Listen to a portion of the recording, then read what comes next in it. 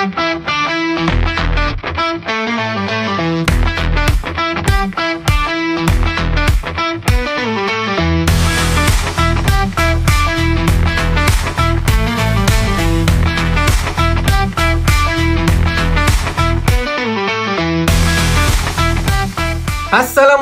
warahmatullahi wabarakatuh. Halo Sobat Balap Mania, selamat datang kembali ke channel 35 Saputra. Ronde kedua MotoGP yang dilaksanakan di sirkuit Termas de Rio Hondo di Argentina sudah dimulai ya sob. Hari Jumat kemarin sudah dilaksanakan sesi free practice dan juga sesi practice untuk MotoGP, Moto2 dan juga Moto3. Pembalap Indonesia Mario Suryo Aji atau lebih dikenal dengan panggilan Mario Aji ya sob, kembali lagi berhasil langsung lolos ke sesi kualifikasi kedua karena di sesi praktis kemarin Mario Aji berhasil mencatatkan waktu di posisi tercepat ke-9. Ini artinya tentu saja baik untuk Mario Aji ya sob dan juga Honda Tim Asia, karena dengan Mario Aji yang berhasil kembali lolos ke sesi kualifikasi kedua, peluang Mario Aji untuk bisa mendapatkan posisi grid start yang baik ini terbuka lebar. Tentu saja posisi start ini sangat penting ya sob di kelas Moto2, karena nantinya bisa saja menjadi pengaruh untuk hasil akhir dari balapannya. Nah, Mario Aji kalau admin Dian ya sob, di musim balap 2025 ini sudah mulai menunjukkan improvement yang sangat positif. Di ronde pertama kemarin di sirkuit Buriram, Thailand, Mario Aji juga berhasil lolos ke kualifikasi kedua yang menjadi momen pertama dari Mario Aji ya sob selama di Moto3 dan juga Moto2. Itu adalah momen pertama dari Mario Aji yang bisa langsung lolos ke sesi kualifikasi kedua. Nah, kembali lagi kali ini di ronde kedua di Argentina, di Termas de Rio Hondo, Mario Aji juga kembali berhasil lolos ke kualifikasi kedua. Nah sob, yang menariknya juga untuk format dari sesi pre-practice dan juga practice yang bisa menentukan pembalap di kelas Moto2 dan juga Moto3 untuk lolos ke kualifikasi kedua ya sob. Formatnya ini agak sedikit berbeda dari musim sebelumnya, dari musim balap 2024. Karena di musim balap 2024 untuk pembalap agar bisa lolos ke kualifikasi kedua biasanya itu waktunya itu dikombinasikan dari sesi praktis ke-1 di hari Jumatnya, kemudian di praktis keduanya di hari Sabtu. Tetapi kalau di musim balap 2025 formatnya baru sob.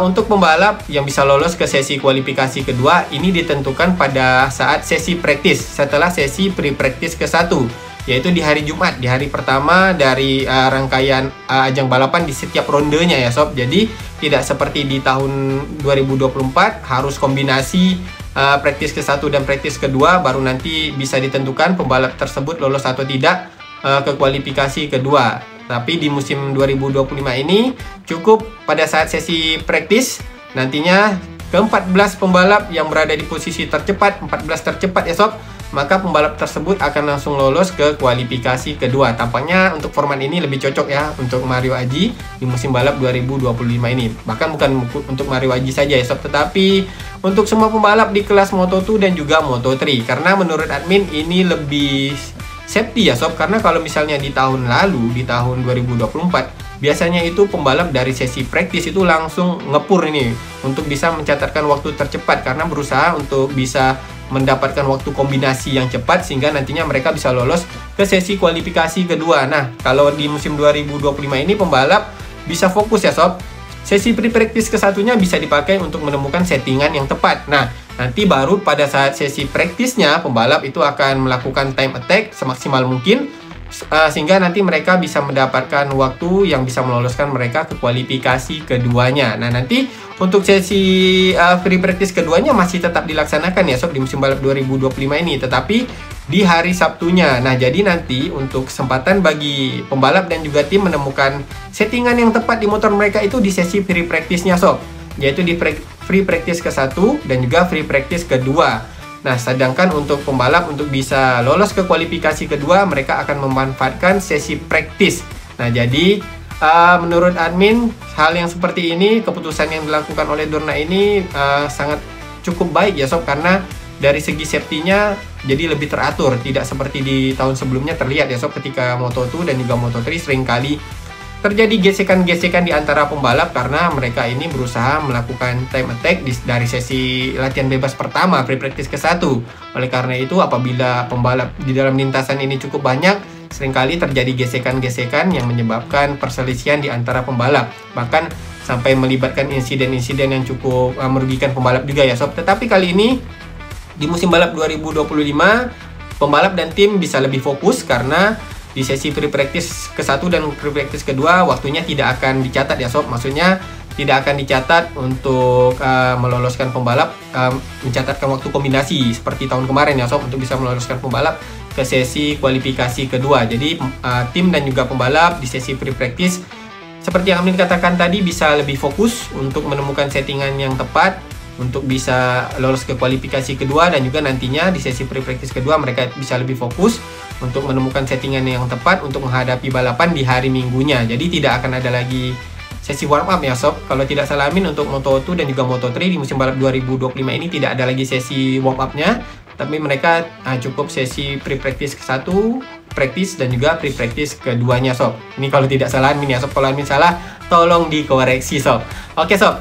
Untuk Mario Aji sendiri ya sob, kemarin saat pulang di Indonesia sempat hadir di salah satu acara televisi ya sob, seperti podcast lah gitu ya untuk Mario Aji. Dan di situ Mario Aji sempat memberikan sedikit masukan-masukan, bukan masukan ya, sedikit informasi lah bagi sobat-sobat balap mania yang ingin melihat, yang ingin mengetahui lah ya bagaimana progres ataupun improvement dari Mario Aji di musim balap 2025 ini sob. Dan dari podcast yang dihadiri oleh Mario Aji kemarin ya sob, dan sebelum ke Argentina. Nah, jadi admin sedikit mendapatkan gambaran sob. Kalau di kelas Moto2 itu menurut Mario Aji dari segi riding style, kemudian bagaimana menghadapi motor di kelas Moto2 ini, menurut Mario Aji dia itu harus bisa sesmooth mungkin, selembut mungkin di dalam menunggangi Moto2, maksudnya menangani motor Moto2. Karena apabila gerasak gerusuk mungkin ya sob, gerasak gerusuk di kelas Moto2 malahan tidak akan mendapatkan catatan waktu yang diinginkan. Namun kata Mario Aji, apabila dirinya bisa lebih tenang dan juga bisa lebih lembut lagi, lebih smooth lagi di dalam mengendarai Moto2, apalagi dengan chassis Kalek dan juga ban Pirelli, nah disitulah nanti kuncinya untuk bisa mendapatkan catatan waktu yang diinginkan, catatan waktu tercepatnya sob. Ini yang sedang diusahakan oleh Mario Aji. Kalau dari segi untuk menemukan cara riding style yang lebih smooth, menurut Mario Aji tidak terlalu sulit karena dirinya sudah mulai bisa menyesuaikan untuk bisa mengendarai motor Moto2 dari Honda Tim Asia ya sob, dengan lebih lembut lagi, dengan melihat data dari pembalap di tahun sebelumnya, Somkiat Chantra, maupun data pembalap dari tahun-tahun sebelumnya, Ai Ogura juga sob. Nah, jadi Mario Aji dari sini bisa langsung mengaplikasikannya di kelas Moto2 dari musim sebelumnya ya sob, tetapi baru terlihat improvementnya di musim balap di 2025 ini, di musim kedua Mario Aji di kelas Moto2. Dan satu lagi kata Mario Aji ya sob, yang tadi ketenangan dan juga bagaimana dia harus bisa improvement cara ridingnya itu harus lebih lembut lagi di kelas Moto2. Dan kalau yang keduanya menurut Mario Aji ini masukan dari chief mekaniknya sob. Nah, chief mekanik dari Mario Aji ini sangat berperan penting menurut Mario Aji ya sob di dalam improvement Mario Aji di kelas Moto2, karena chief mekanik Mario Aji ini sudah menangani Somkiat Chantra di tahun sebelumnya dan juga beberapa pembalap yang sudah level up ke kelas MotoGP. Jadi bukan kaleng-kaleng ya sob untuk chief mekanik dari Mario Aji yang memberikan masukan kepada Mario Aji, karena kata Mario Aji ini sob, chief mekaniknya ini selalu memberikan masukan-masukan penting, tidak henti-hentinya memberikan masukan kepada Mario Aji setiap Mario Aji ini melakukan kesalahan. Contohnya sob, ketika Mario Aji mengalami insiden pada saat melakukan sesi tes pramusim di sirkuit Jerez Spanyol kemarin. Nah, Mario Aji mendapatkan masukan dari chief mekaniknya ya sob.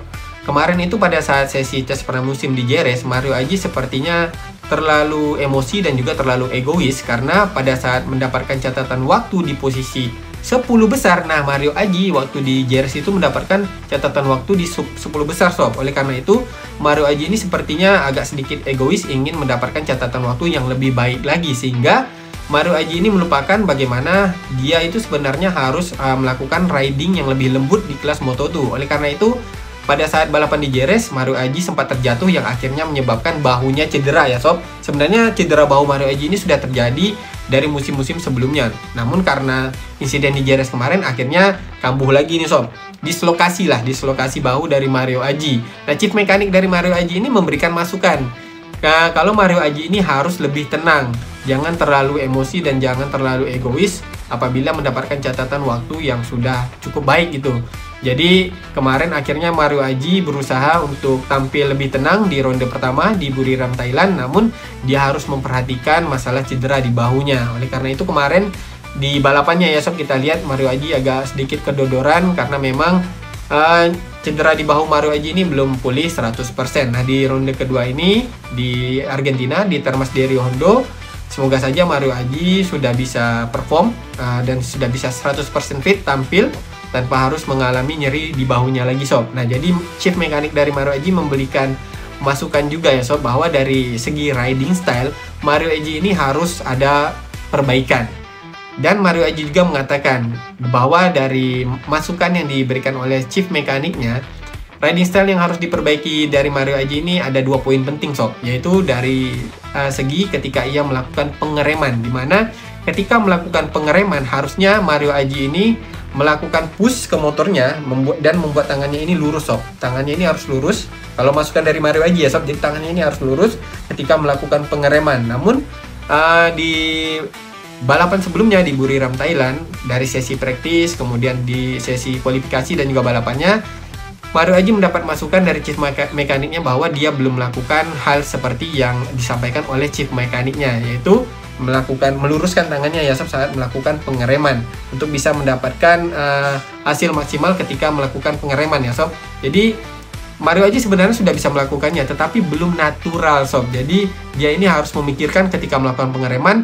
Nah dia harus memikirkan bagaimana untuk melakukan posisi yang tepat pada saat melakukan pengereman.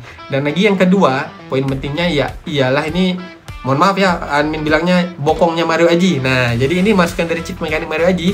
Dia mengatakan posisi bokongnya ini kalau memasuki tikungan harus lebih lebar lagi. Ini berpengaruh pada saat cornering speed. Nah, jadi menurut Mario Aji ini adalah masukan penting dari chief mekaniknya sob. Karena ketika Mario Aji terapkan memang benar, hal tersebut bisa membuat riding style-nya jadi improve. Namun Mario Aji belum bisa melakukannya secara natural. Jadi maksud Mario Aji ini ketika dia memasuki tikungan, melakukan pengereman, hal tersebut belum dilakukan Mario Aji secara natural, tetapi harus Mario Aji persiapkan terlebih dahulu, dipikirkan terlebih dahulu, baru bisa dilakukan. Namun sesekali dia memang bisa melakukannya secara natural, namun belum konsisten. Oleh karena itu menurut Mario Aji, ini yang harus dilakukan, ditingkatkannya agar nanti bisa improve lagi dari segi riding style-nya sob. Namun kalau kita lihat lagi sob, untuk ronde kedua ini tampaknya ya masukan-masukan dari chief mekanik Mario Aji ini cukup berhasil sob, karena Mario Aji di sesi free practice dan juga praktisnya akhirnya bisa lolos ke kualifikasi kedua. Di sesi free practice kondisi tracknya ini agak mix. Kondisi mix agak sedikit basah dan juga sedikit kering. Namun pembalap di kelas Moto2 memutuskan pada saat sesi free practice ke-1 mereka ini keluar untuk melakukan catatan waktu ya dengan menggunakan wet tire, ban basah sob. Jadi memang ketika Mario Aji bisa mencatatkan waktu di posisi ke-6, banyak nih yang memberikan penilaian bahwa Mario Aji ini memang pembalap yang khusus di trek basah ataupun trek mix seperti ini sob, yang ada sedikit basahnya baru Mario Aji bisa kencang. Nah memang pada saat sesi pre-practice ke-1 dilihat Mario Aji cukup kencang menggunakan ban basah seperti di musim-musim sebelumnya ketika di kelas Moto3 dan juga di kelas Moto2 di saat kondisi basah ya sob, Mario Aji memang bisa tampil dengan performa terbaiknya dengan bisa mencatatkan waktu yang cukup baik. Nah ketika sesi practice bukan kualifikasi ya, sesi practice setelah sesi pre-practice ke-1, nah kondisi treknya ini agak sedikit lebih kering. Jadi semua pembalap ini bukan sedikit lebih kering ya, mungkin overall sudah kering trek di Termas de Rio Hondo. Akhirnya semua pembalap memutuskan menggunakan ban slick untuk melakukan sesi practice. Nah apakah di sini masih banyak yang berpikir kalau Mario Aji ini hanya jago di trek basah? Karena di saat sesi practice, ini treknya sudah kering loh. Bannya itu sudah menggunakan ban slick juga. Tetapi Mario Aji masih bisa sob masuk di posisi 10 besar dari segi catatan waktunya. Jadi tentu saja ini artinya sob, Mario Aji sudah melakukan improvement yang nyata dari ronde ke-1 dan juga ronde kedua. Ronde ke-1 itu treknya lebih parah lagi ya sob di Buriram Thailand karena panas sekali. Nah kali ini di sirkuit Termas de Rio Hondo di ronde kedua malamnya hujan di sesi pre-practice. Di saat sesi pre-practice-nya akhirnya kondisi treknya ini mix, sedikit basah dan juga sedikit kering. Tentu saja ini menjadi satu kesulitan juga ya bagi pembalap, karena mereka harus bisa menyesuaikan bagaimana mendapatkan racing line yang tepat, karena kondisi sirkuitnya ini mix, sedikit basah dan sedikit kering. Nah, selanjutnya di sesi practice, dimana kalau mungkin semua orang bilang kondisi track yang kering adalah musuh bagi Mario Aji, karena Mario Aji akan kesulitan di track yang kering. Namun di sesi practice Mario Aji membuktikan di track yang kering pun dia sudah mulai bisa memberikan catatan waktu yang baik, yang akhirnya meloloskan Mario Aji ke sesi kualifikasi kedua sob. Jadi admin cukup salut untuk Mario Aji ya sob. Di awal musim di Moto2 di musim balap 2025 ini sob. Semoga saja tren positif Mario Aji ini akan terus berlanjut di sesi kualifikasi nanti dan juga balapannya ya sob. Karena harapan admin memang semoga saja di ronde kedua ini Mario Aji finishnya bisa lebih baik lagi di 10 besar kalau bisa ya sob, sehingga poin Mario Aji ini akan bisa lebih banyak lagi sob. Oke sob, kita lihat dulu ya bagaimana hasil praktis catatan waktu Mario Aji ya di sesi praktis yang akhirnya meloloskan Mario Aji ke sesi kualifikasi kedua. Oke sob, di sesi praktisnya pembalap yang berhasil mencatatkan waktu tercepat adalah Manuel Gonzalez, sama ya seperti di si Buriram Thailand kemarin. Manuel Gonzalez lagi sob yang berhasil mencatatkan waktu tercepat di 1 menit, 41,713 detik. Disusul Alonso Lopez posisi kedua, catatan waktunya 1 menit, 41,873 detik. Di posisi ketiganya ada Jack Dixon yang menggunakan Bosch Churo dengan catatan waktunya 1 menit, 41,888 detik. Jadi posisi kesatunya pembalap yang menggunakan Kalek. Posisi 2 dan 3-nya pembalap yang menggunakan Bosch Churo. Di posisi keempatnya ada Marcos Ramirez di catatan waktunya 1 menit, 42,145 detik. Posisi kelimanya Barry Baltus 1 menit, 42,276 detik. Posisi keenamnya Aaron Canet, catatan waktunya 1 menit, 42,338 detik. Posisi ketujuh Tony Arbolino, catatan waktunya 1 menit, 42,355 detik. Posisi ke-8-nya Joe Robert, catatan waktunya 1 menit, 42,385 detik. Posisi ke-9-nya Mario Suryo Aji, pembalap Idemitsu Honda Tim Asia, pembalap Indonesia, mencatatkan waktu di 1 menit, 42,478 detik. Di posisi ke-10-nya Adrian Huertas dari Italtrans Racing Team yang mencatatkan waktu di 1 menit, 42,587 detik. Jadi cop untuk Mario Aji ya berpeluang ini di sesi kualifikasi keduanya untuk bisa mencatatkan waktu di posisi 10 besar juga. Karena dari catatan waktu pembalap yang berhasil mencatatkan waktu di 1 menit, 41 itu hanya 3 pembalap ya sob. Manuel Gonzalez, Alonso Lopez, dan juga Jack Dixon. Selebihnya pembalap di 10 besar dari posisi keempat sampai dengan posisi ke-10 mencatatkan waktu di 1 menit, 42 detik. Selisihnya juga tidak terlalu jauh sob. Kemudian untuk top speed yang dicatatkan Mario Aji di sesi praktis adalah 281,1 km per jam. Nah ini cukup baik ya sob, karena di Argentina di Termas de Rio Hondo tampaknya Mario Aji bisa meningkatkan top speednya, tidak seperti di Buriram Thailand kemarin ya sob. Dari segi top speed kemarin di Buriram Mario Aji tertinggal cukup jauh, tetapi kali ini untuk top speednya dari pembalap tercepat Manuel Gonzalez itu 283 sob, 283 km per jam, sedangkan Mario Aji di 281. Jadi cukup baik untuk catatan top speed yang diraih oleh Mario Aji di sirkuit Termas de Rio Hondo di Argentina. Nah yang pentingnya lagi sob adalah lap time yang diraih oleh Mario Aji yang tercatat, yaitu dari 15 lap yang tercatat dari lap time Mario Aji pada saat praktis, dimana di lap ke-1-nya itu baru keluar dari track ya sob. Catatan waktu Mario Aji itu 2 menit. Kemudian di lap keduanya Mario Aji mencatatkan waktu di 1 menit, 43 detik.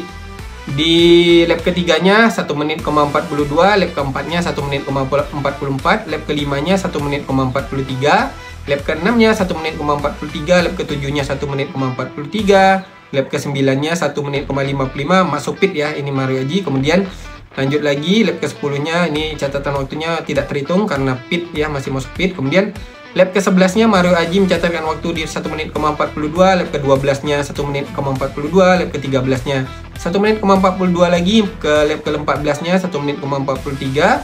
Lap ke-15-nya ini selesai kayaknya ya sob di 2 menit. Jadi untuk catatan waktu tercepat Mario Aji ini di lap ketiga ya sob, 1 menit, 42,478 detik.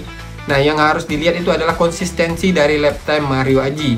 Dimana Mario Aji konsistensi lap time-nya ini di antara 1 menit 42 dan juga 1 menit 43. Jadi semoga saja nanti pada saat balapan ya, Mario Aji bisa maintain untuk catatan waktunya ini di 1 menit 43 dan juga 1 menit 42. Karena kalau misalnya Mario Aji bisa mempertahankan lap time-nya di 1 menit 43 dan juga 1 menit 42 ya sob, kemungkinan besar harapan Mario Aji untuk bisa naik ke podium ini sob, naik ke podium ya, terbuka lebar. Jadi semoga saja ya sob, harapan admin Mario Aji bisa konsisten dari lap time-nya di 1 menit 43 dan juga 1 menit 42 untuk main race-nya nanti di balapannya sob.